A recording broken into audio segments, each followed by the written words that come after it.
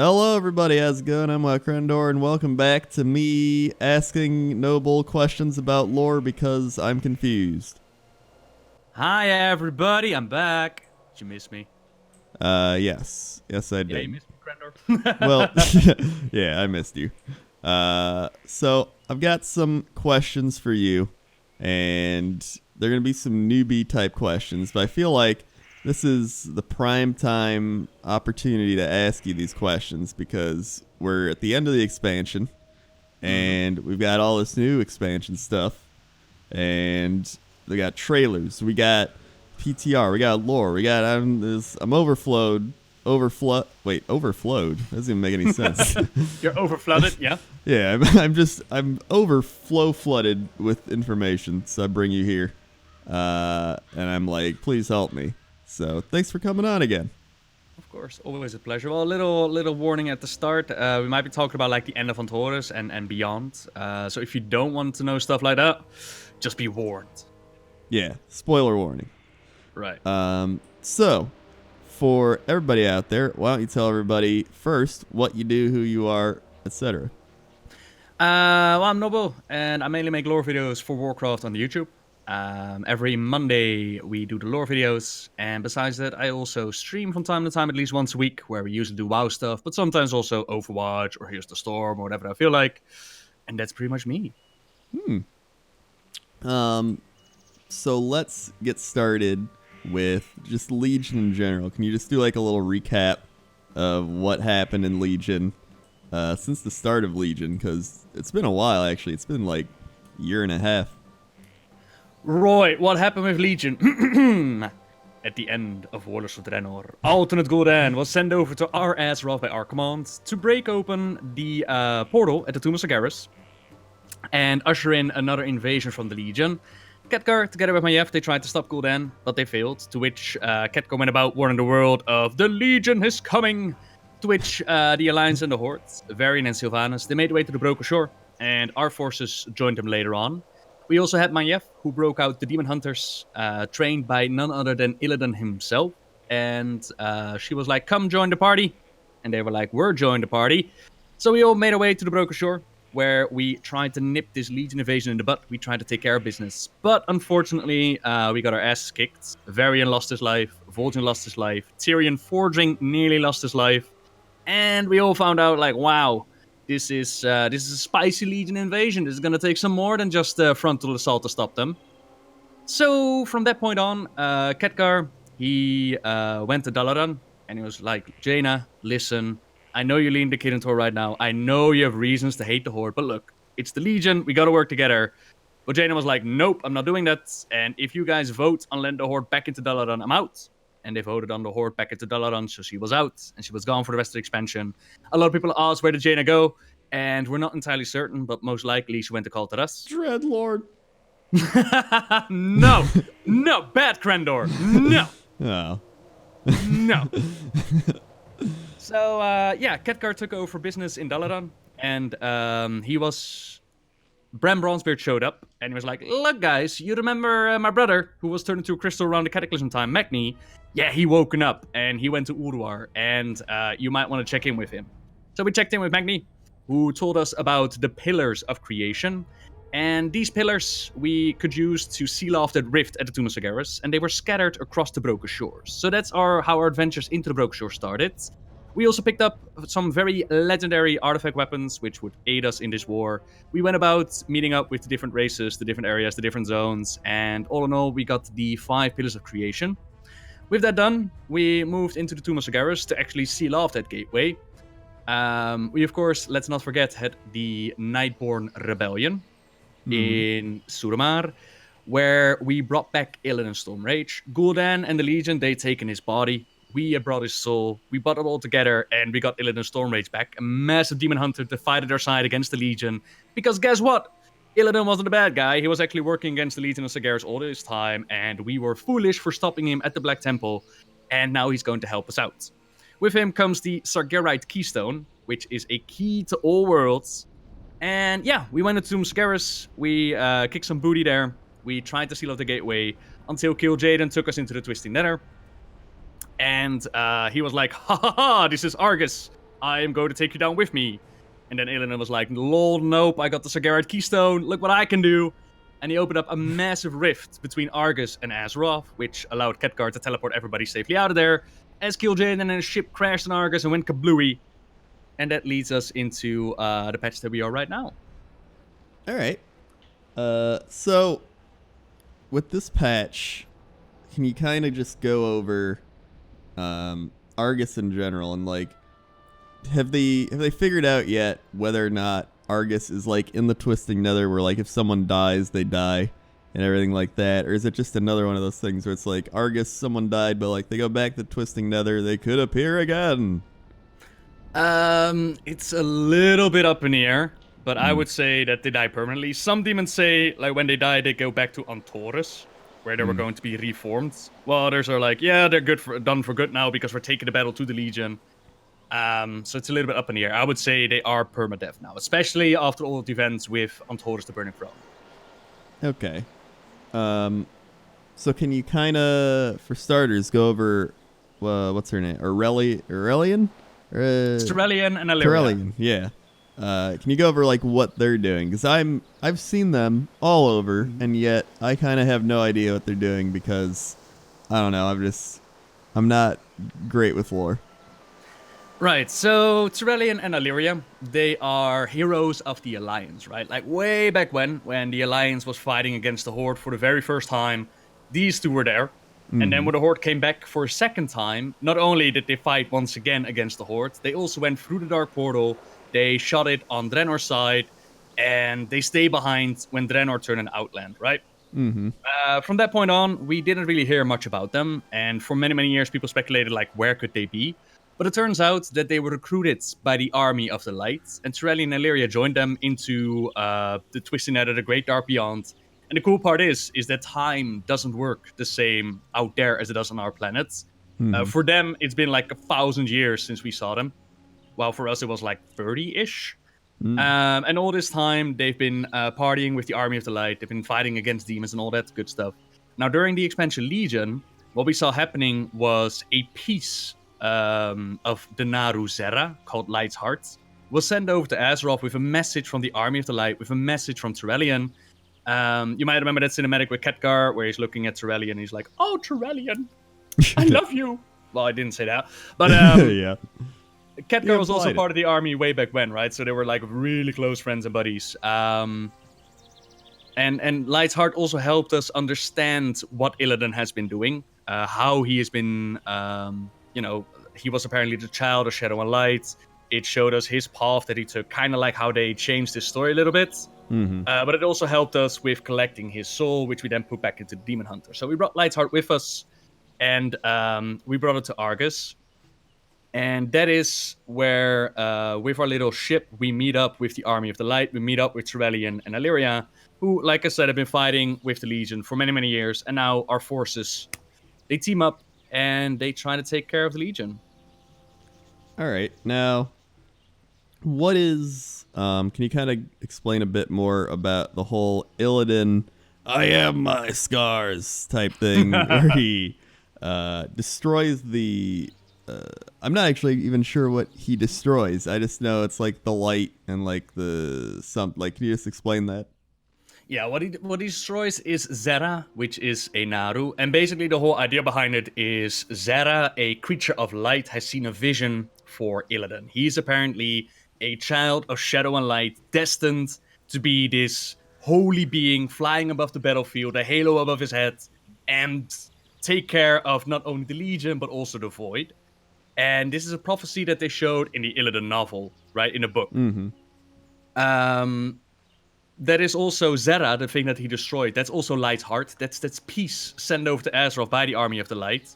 So once we get there on the ship and we reform Zera, we bring the heart back to the Naru, she wakes up and she's like, "Hey, you guys did really, really well. You brought me the Child of Shadow and Light. This is wonderful. It's time for a prophecy." Except Illidan. Illidan is like, nope. Nope. I am not about the light. I am my own man in control of my destiny. I am my scars. Yeah. I am my scars. I make the calls here, not you. And Zera apparently missed the lesson where no means no. and she tries to enforce the light upon Illidan. And this is also something that they discussed in the audio drama, whereas the light sees the future and visions a certain way, so does the void, right? They both see only half of a side, and they can't see the complete destiny.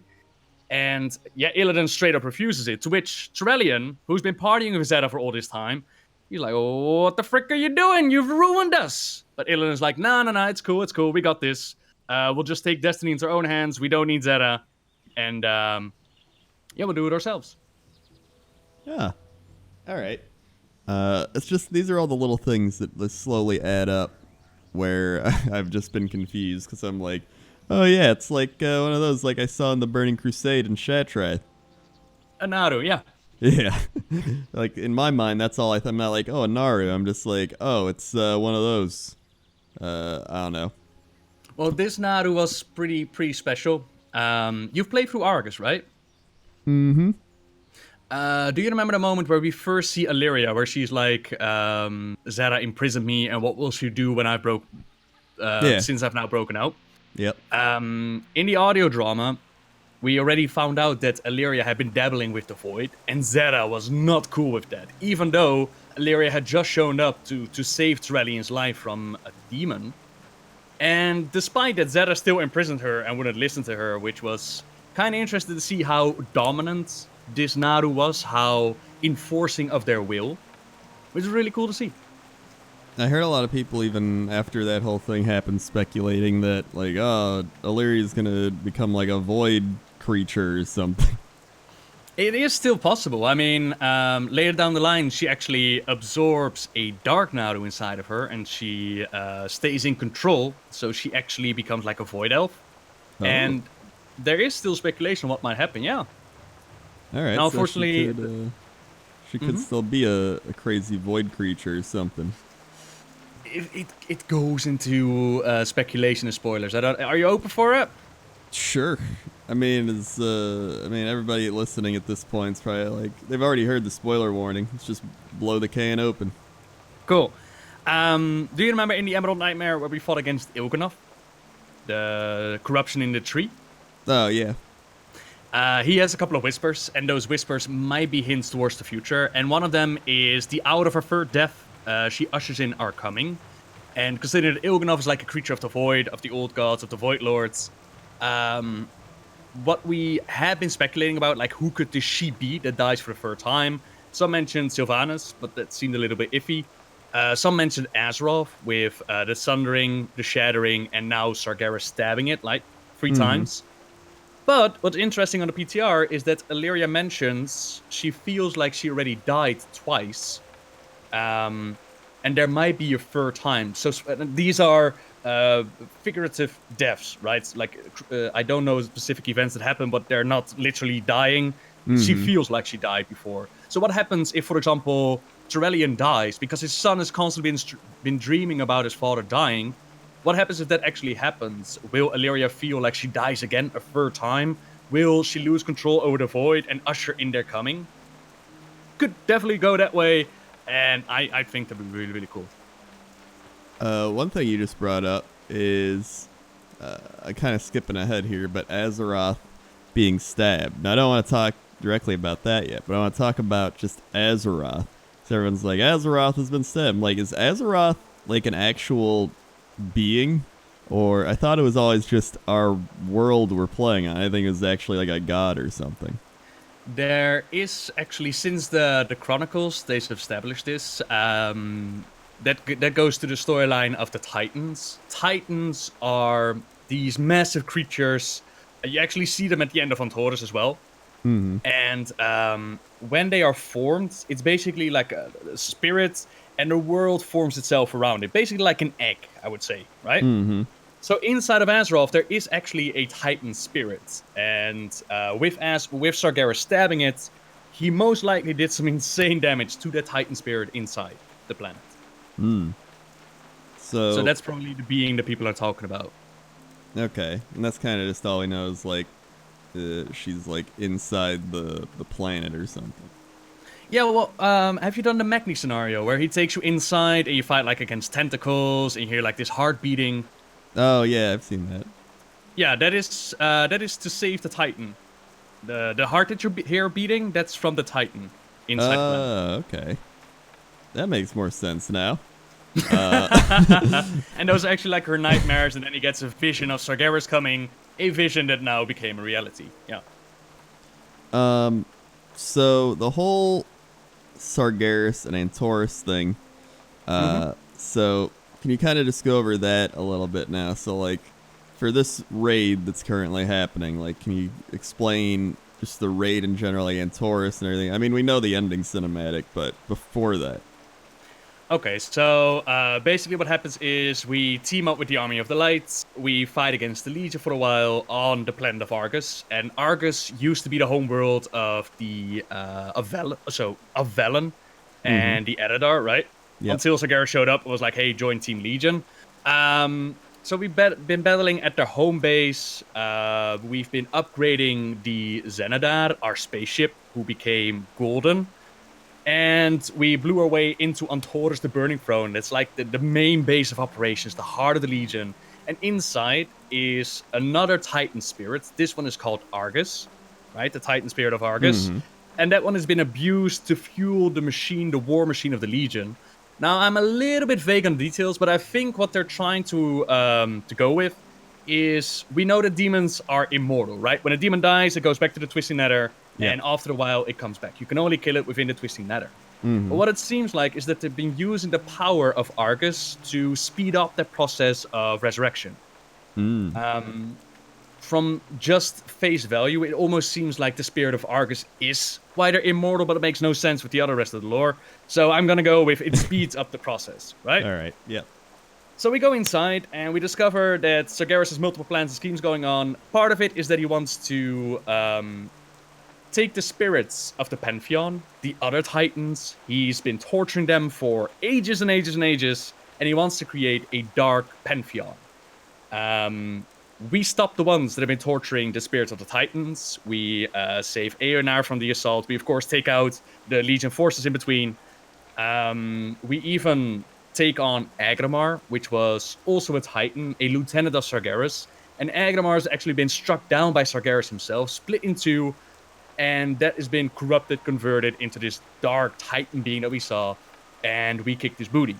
From kicking his booty, we then have Magni, who's like, okay, we're gonna go imprison Sargeras now. And the confusing part of it all is that before that moment, they never really acknowledge imprisoning Sargeras. They never really acknowledge that cloud in the sky. All of a sudden, it's like, okay, we are at the spirit of Argus. We're going to take its power. The Pantheon's going to imprison Sargeras. It's going to be a blast. It's going to be awesome.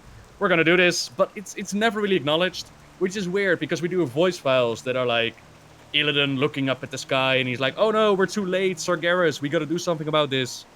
Might be Mythic mode. It might be something that bugged out because it is first week after all. All the same, we teleport to the seats of the Pantheon. The Titans, they take their spots in their seats. They try to use the power of Argus to imprison Sargeras. But Sargeras is like, oh, no, you don't. And he grabs onto that power. He wakes up Argus, the Unmaker. And that is our final battle.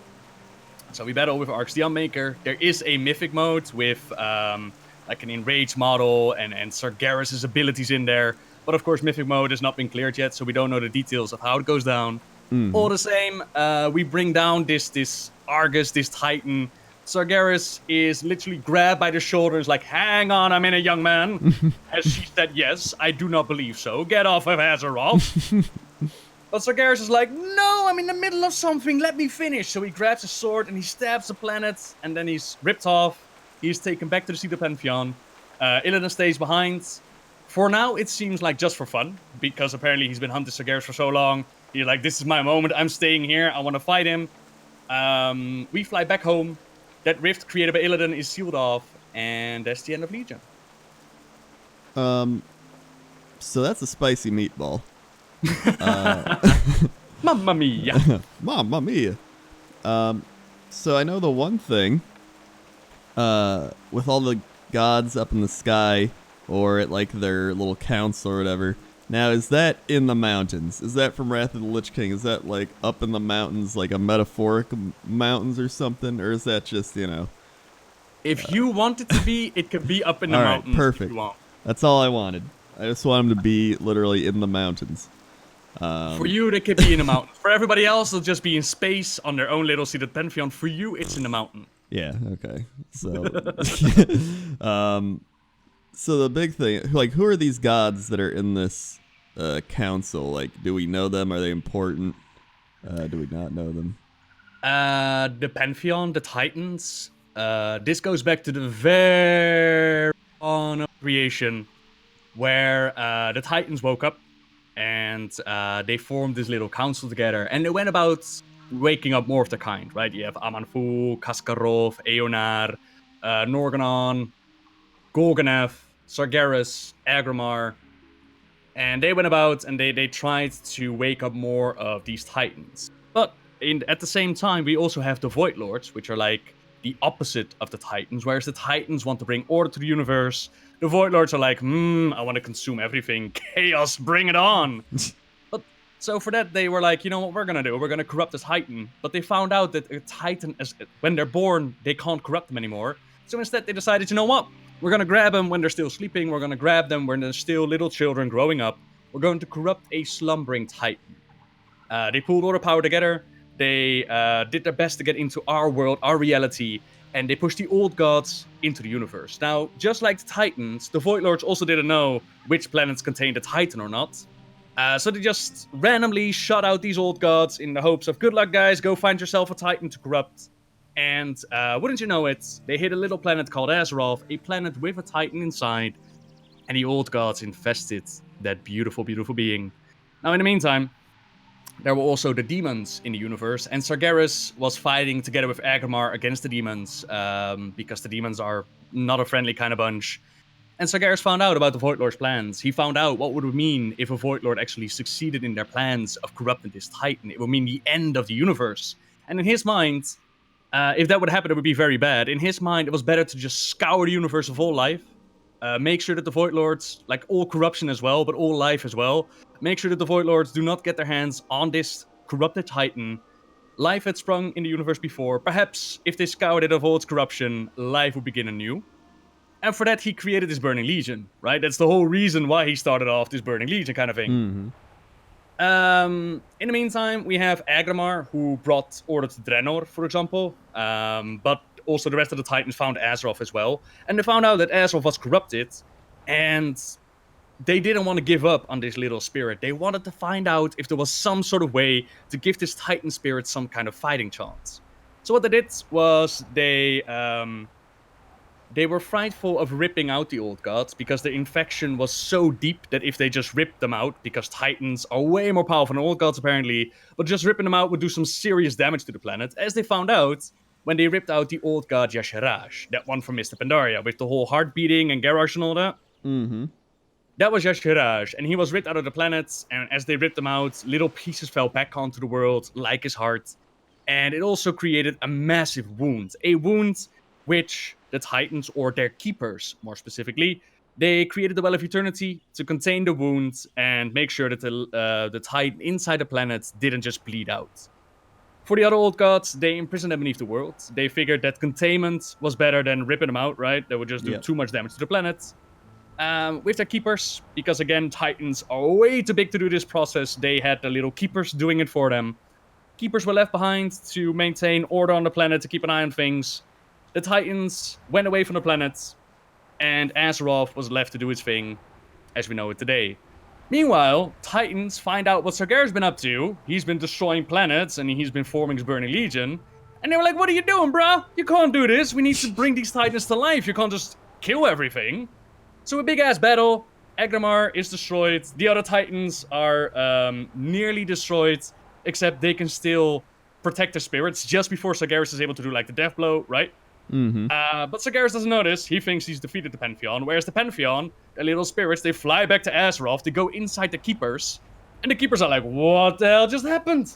I felt like my creator entered my body. It was holy. And they kind of fell into a depression. Which was sad, especially Raden from Mr. Pandaria. Raden and the Thunder King. Do you remember that storyline a little bit? Not really. I remember the Thunder King. I don't remember, like, the story or anything. Well, like Raden, once upon a time, Leisha and the Thunder King, He went looking for Raden, and Raden was like, "Look, our creators, they're gone. I'm depressed." And Lei Shen was like, "Oh, you're depressed? Well, that's okay. I'll just take your power and become the Thunder King. I'll do it. Don't you worry." And he imprisoned Raden. And there are similar storylines for the other keepers as well. Like the Titans entering their bodies, it set off a domino effect for different storylines. But as we find out in Antorus, some way, somehow, Sargeras actually got his hands on their spirits, and he is forming his Dark Pantheon. Now, we don't know exactly how that's possible, because from the Chronicles, we learned that they went back to Azeroth.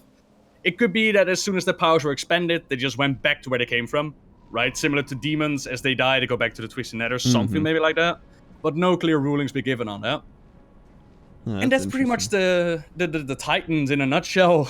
Not so much a nutshell, but they're like, the reason why Azeroth is what it is today, right? They're like uber gods in the universe. I see. So going back to Antorus now, I know Illidan has a pretty important thing. So I know Illidan's like, he's like, I'm gonna stay here and like, what is Illidan doing now? I like to imagine that Illidan staying behind means he gets one action button, which says kick Sargeras in the nuts, and he's just constantly clicking on that button. Constantly. Hopefully it's a scenario. Go join Illidan kicking Sargeras in the nuts. Yes, I've been meaning to do this all day. It's a little bit unclear. Voice files suggest that it's actually a sacrifice that he makes, as in, right now from the cinematic, it just seems like Illidan stays behind for sports, right? This is what he's been working up to, taking care of Sargeras, so he's staying behind, which is not a bad ending, but in my opinion, it would be better if it was actually necessary for him to stay behind, like contain Sargeras or something like that. That might be mythic only, we don't know yet, but for now, he just stays behind because he's like, oh, Sargeras, I've been waiting for you, baby. Let's go. I see. So with Sargeras now, for some reason, why was he in a cloud as well? Like, he's just like chilling in a cloud, and then they're like Sargeras, and he's like, ah, shit, like busted. Like I take it they just had to put him somewhere. They're like, oh, just throw him in a cloud. Also, something that might be in the voice lines that have not made it into the raid, as far as I know. Basically, the idea behind it is Illidan opened up a rift between Azeroth and Argos, and whereas we took the rift to get to Argos, Sargeras took the rift to get to Azeroth. And the cloud is not acknowledged until near the end. Like, just before you fight Argos, Magnes all of a sudden is like, you know what we should do? We should imprison Sargeras. And you're like, huh, I didn't even know that was a threat right now. But if you look up into Antorus, and if you look up at the skybox, you can actually see that cloud hanging over Azeroth already. But it's only in Antorus. Never before has it been mentioned that a cloud, Sargeras, that he's there. There's only the Magni scenario with the vision, right? Where he goes with the beating heart. And that was a vision of Sargeras' coming. But after that, they didn't really acknowledge that that is happening. Now, somebody on the WoW forum said that if you look up at the skybox at Antorus, that it looks like the cloud is getting closer and closer to the planet. Might be a thing. I couldn't make it out myself. I can say that at the start, it looks like the cloud is definitely less enveloping as it is near the end, right? So it does seem like Sargeras is getting closer. But yeah, then all of a sudden, Sargeras is humping Azeroth and penetrating it with his sword, and everybody's like, well, what was he doing? And nobody really knows. No, this isn't one of those, like, you know, like, I saw Jesus in my grilled cheese sandwich. Like, you can actually see the cloud. Yeah. Okay. It's like, if you really just squint and kind of twist your head, like, 80 degrees to the left, you can really make out what seems to be a cloud. Like, yeah, I think I see that. Oh, that's Sargeras. Oh. All right. Well, so him doing this to Silithus, stabbing Silithus, he's like, "Rah," and then they pull him back. What is this? What does it mean? Like, what's it gonna do? Just theories going on, or even just not even theories. Like, does anybody actually know? Well, we know little bits and pieces. Just disclaimer, I haven't delved very far into the PTR data mine information quite yet.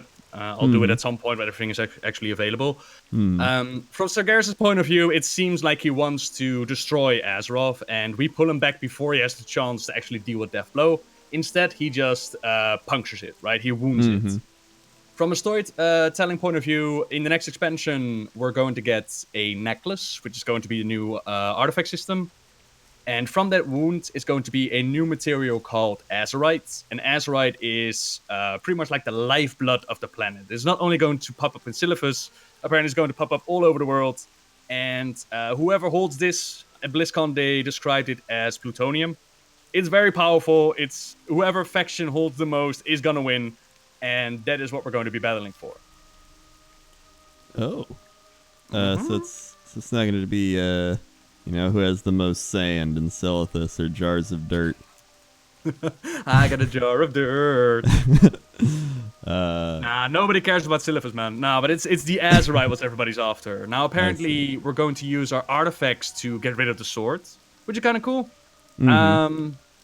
So that's a thing. And yeah, Azerite. I don't know if you remember from BlizzCon, there were like 2 pictures of Teldrassil. And, Is that where it's like on fire? Yeah, exactly. And it might be that Azerite is the thing that actually blows it up, but that's pure speculation at this point. Basic line is Azeroth is hurting. And yeah, everybody wants their hands on Azerite. Huh. It's the blood of a Titan spirit, and it's very powerful. All right. So let's say somebody got some Azerite, right? Like, what if you're a good person that got Azerite? Could you like defeat the void people or something? Or like, what if you're if you're an evil god, are you gonna like? Is this just like some crazy dynamite, like god dynamite? Basically, there's also a quest line on Argos itself where we also pick up some blood of Argos and we bring it to Khadgar, and he's like, "Ooh, just a droplet is so powerful." I'm sure that the blood of our Titan is gonna draw in more enemies and all that. We are going to use it as artifact power. They call it Azerite, but pretty much it's artifact power to fill up your necklace. Okay. And it will play a role in the storyline, I imagine, between like all these little islands that we're going to visit for scenarios and all that. That is because of Azerite. You're going to pick it everywhere, all over the place. And some speculate that at the end of the next expansion, we're actually going to use that Azerite to heal the world. But that is way far beyond speculation. Who knows about that? But for now, what I know anyways is that we're going to use it for the necklace mainly, and the factions are going to be fighting over. Okay. So I guess this would carry us into the next expansion. So I know we talked a lot about the Kulturas stuff in a prior video. If you search Kulturas Crendor Noble, you'll find it. Wow. I'm sure they got like a massive search when they announced it. Massive search. So if you want to hear us speculate and be like, I think it's going to be Kulturas, you can listen to that. But we were right. It's Kulturas. So we've already talked about a lot of what will probably be there. Now, I wanted to ask you, how correct were we? More so you, because you're the one like telling me all this stuff. Like, how accurate was all our predictions? Well, Kulturas and Zandalar, we were pretty accurate about that. Besides that, my speculation is also, if you look at my cinematic response, I'm like, huh? Where are the old gods at? Why are we going back into the faction war? I did not see the faction war coming. Mainly because the faction war in Legion is just very underdeveloped. We have a little bit of it in Stormheim with Sylvanas and Greymane, and after that we just take towers from each other, and that's it. But yeah, apparently we're going to be fighting each other again for reasons. Those reasons are still going to be explained in an upcoming novel, and of course pre-events and all that. And besides that, the whole old god speculation that we have going on, I think that is going to be reserved for like later on in the expansion, because from conflict, the main faction that feeds on that strives on that is the old gods, right? So yeah, Kulturas and the lab was there. The old gods might be for later.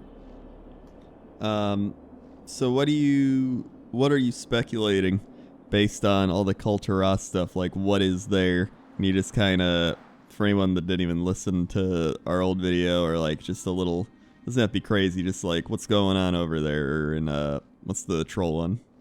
Zandalar. Well, it's not even speculation at this point. They've explained a lot with okay. BlizzCon. What was interesting, what I did not see coming, them remembering actually, was Jaina's mother is going to be part of Cultras, which is kind of cool. And during our last speculation, if I remember correctly, the question was, how is Jaina going to go back to Cultras? Because she hasn't spent a lot of time at sea. Yeah. And she let her father die, right? Mm-hmm. So those two things for the people at Cultras, you're like, yeah, you're Jaina, that's all fine and dandy, but we don't have a royalty line here. We're a seafaring nation. We do not care. But apparently her mother stayed behind, so that could lead into some very interesting storytelling. Like her mother be like, why did you let your daddy die? And how are you going to earn our loyalty? And that's going to be a big part of it. There are 3 zones on each side. 3 zones for leveling for the Alliance, 3 zones for leveling for the Horde. Horde sticks with the Zandalar, and the Alliance sticks with Cultras. And then once you're max level, you can actually go to the other zones, which is kind of cool. Mm-hmm. So yeah, we're gonna deal with Cultras. Cultras has the... oh man, I've been out of the Battle for Azeroth information for so long. It has witches and curses going on. There's apparently an area where they make sausages, which is really important. Yes. They stopped importing their sausages, so we gotta help them out. Thank God. You're right. That's the side I'm taking. Hell yeah, Cultras. And the big major threat that they have is Azora and Old Gods attacks that's going on there. And the Horde's actually going to eventually go there as well and help out with it. Whereas on the Zandalar side, we have King Rastakhan with his daughter. And, oh man, Zandalari looks so beautiful. I'm going to play that first. I'm sorry, I'm going to play that first. And they have the threat of... apparently there's this old Titan facility where they were testing out the corruption of the Old Gods. That's going to play a part in it. There is Loa. There is Vol'jin in an urn. So apparently Vol'jin's storyline is going to either be explained more there, or we're actually going to see Vol'jin show up again, which would be really cool. Mm-hmm. There's also a frog Loa, potentially responsible for the Murlocs. Hey. With a mount. Hey. You excited? You know, I'm extremely excited. Can you hear it in my voice? Mm-hmm. I hear it all right. You know, I think it's gonna be pretty cool. I'm actually mainly excited for like all the stuff we're doing there, and not even just like the Horde versus Alliance thing. I've never been a big like Horde versus Alliance, like, yeah, let's fight each other. It always feels, when it's like this type of thing especially, it feels shoehorned in almost. Like, we gotta get some conflict going. Yeah, I'm on the same side. Like, I know a lot of people really like it when they go back to the red versus blue conflict because it's more realistic. Like, we're fighting Space Satan. I mean, we're fighting with the Titans. It's blown out of proportion. But at the same time, it's difficult to sell such a storyline while at the same time you're working together. Like, a lot of people are outraged right now that the Nightborn are going to join the Horde because the Alliance has helped them out just as much. But if the Nightborn joining the Horde doesn't make any sense, then why does fighting each other make any sense, right? Yeah. Yeah, it's like just... we've been partying, Horde and Alliance have been partying we've actually left the factions behind. They were like, you know what? You guys deal with your own little faction war. I'm gonna lead the Paladins, and we're gonna go to victory. Doesn't matter if you're Horde or Alliance, we're just gonna go to victory. And that's what we did. Actually, the Paladins used to be Alliance specific. We are the Paladins. So yeah. Well, I mean, that's pretty good. That's a pretty good summary of kind of the lore in general. I think we're closing in on the end of the video, but I wanted to give you a chance to kind of crazy speculate. I want you to, from everything you've heard, give me like what's gonna happen way down the line. Like, what do you think? Just some crazy stuff. Okay, some crazy stuff. Well, first of all, we're gonna have the Horde and Alliance conflict, and although it may look like the Horde is going to burn down Teldrassil, that's not actually what's happening. Actually, there's a brand new organization amongst the Forsaken, which are influenced by none other than Kel'Thuzad, and they are the ones who burned down the tree, pinned it on Sylvanas. Her sister, Varista, is actually going to try and confront Sylvanas, while Sylvanas is trying to stop the burning of the tree. Varista screws everything over, dies there, forced by Sylvanas to be murdered there. Or sorry, she forces Sylvanas to take her out. And instead, Sylvanas is forced to watch Teldrassil burn. This then leads into the siege of Lordaeron, with the Alliance and Horde fighting each other, as we saw in the cinematic. We're going to jump in there, and the Horde is going to lose the battle, but not before Sylvanas unleashes some delicious plague on all the forces, and we're going to lose a lot. The Alliance is going to lose a lot, but they are going to win Lordaeron. Nobody cares about it because it's in rubbles, but that's fine. The conflict is going to flow on, and the old gods are going to feed until Turellian dies somewhere. And Illyria is like, no, Turellian! And then she loses control of her Super Saiyan powers, and she unleashes the void upon the world. Similar to how she couldn't control her powers near the sun well. This ushers in their coming. N'Zoth, Cafoon, and Yaxaron, they all wake up at the same time, and they crawl their creepy tentacles all over the planet. And we're like, oh my god, it's old gods everywhere! Nosdormu is going to panic. He is going to abuse his powers unwillingly, unknowingly, to avert his own death. And he's going to be turned into Moruzand, which is then the birth of the Infinite Dragonflight. We're going to team up with Chromie and Rephion. And no, we're just going to team up with Chromie, and we're going to party with that. There's also going to be a confrontation between Rephion and Ebonhorn. We're going to figure out, like, hey, we're both uncorrupted black dragons. Let's hug it out. And then they're going to take on Sibelian and Outland, who is a corrupted black dragon, which is going to be great. We're going to be dealing with Yaxaron, Cafoon, and N'Zoth all at the same time, only to find out that they drag us all down to the dark realm of the Void Lords called Nyalofa. And at Nyalofa, creepy things are going to happen. We're going to see the places where the fish don't talk. It's going to be cold, it's going to be dark, it's going to be foresty, and we're all going to die. The end.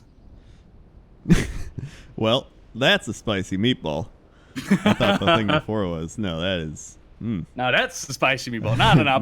But there are some bits and pieces in there that make sense, except for the end, maybe. Yeah. I mean, it sounded pretty good to me. But, you know, so did Jaina being a Dreadlord. Ew. Ew, stop. They now, it's so bad that they have to outright state that not only is Jaina not evil, not a Dreadlord, no. The moment they announced her mother, they had to specifically state, and whatever you might think, she's not a Dreadlord. Like, why? Listen, World of Warcraft, now written by M. Night Shyamalan. I'm telling you, it would get crazy. They gotta hire him. There's gotta be a twist somewhere, yeah? Yep, it's gotta be multiple twists. But it's not a twist. Like, you guys ruined it. Like, it's no longer a twist. It's like everybody is like, that's what it is. Yeah, I mean, it's like the point of Game of Thrones, where now everybody's like telling George Martin how to write it, but he's just really slow and just being like, I'll write it. But you will never finish it. Ever. He'll never finish it. So, hey, I think that was pretty good. I think you answered all my lore questions, so thank you for answering those and coming on the show. My pleasure. Question to you though: what would you like to see happen in the lore? What would I like to see happen? So I have some unconventional ideas. One is the Lich King would be resurrected, not like Bolvar, like Arthas. Arthas comes back, and he like takes back the Lich King from Bolvar. Bolvar's got it, right? Yeah. Bolvar has the Crown of Domination. Yeah. All right, so yeah, Bolvar's got it, and then Bolvar starts some crazy stuff, right? He's like doing whatever, he's going crazy, but then Arthas comes back, he takes over the Lich King powers, he helps us destroy Bolvar, and then once he helps us destroy Bolvar, that's when he gets the powers back, and we're like, Arthas, what are you doing? And then he's like, I'm the Lich King again, and then he goes, and he gets corrupted by the old gods, and he becomes Super Arthas, and then he is now the leader of the old gods, and it's just... pure insanity, which I would love. We could fight Tentacle Arthas. Tentacle Arthas. Yeah, I'm down. Tentacle Arthas, here we go. First we had Undead Dragons, and now we're gonna have Tentacle Arthas. Yeah. So that's what I would do, but that's why I'm also not hired by Blizzard to write their lore. Same here. Same here. So where can people find you? Once again, I'll link to everything in the description below, but I like giving you a chance to promote yourself. Mainly on the YouTube at Nobbel87. I also have the Twitch Nobbel87, Twitter Nobbel87, and Facebook Nobbel the Noble, because Nobbel87 was not allowed. Those are the places you can find me. All right, sweet. And if someone were to be like, Noble, I don't want to go through all your stuff. I just want one video to watch from you to like really get into your stuff. Which one would it be? Whatever subject you're interested in. If you're interested in Story of the Lich King, just type in the Story of the Lich King Nobbel, or the general story of World of Warcraft. Just type that in with Nobbel at the end, and you'll find my videos. All right. Sweet. I recommend all of them. Watch them all. Mm-hmm. All right. Well, thanks for coming on. And I'm sure I will message you again in the future and be like, I need you to explain things to me. Is it now a little bit more clear, by the way? Because I feel like I've been clear. rambling on again. I always feel like I'm rambling with you. No. Well, you ramble a bit, but it's like coherent rambling. It's not like crazy rambling. You know? All right, that's good. You're not like corrupted by old gods. I think. Okay. Don't make me now a dreadlord. Oh God, we've been talking to a dreadlord this whole time. All right, I'm gonna stop this madness before it goes on too far. See you later, everybody. See you. See you.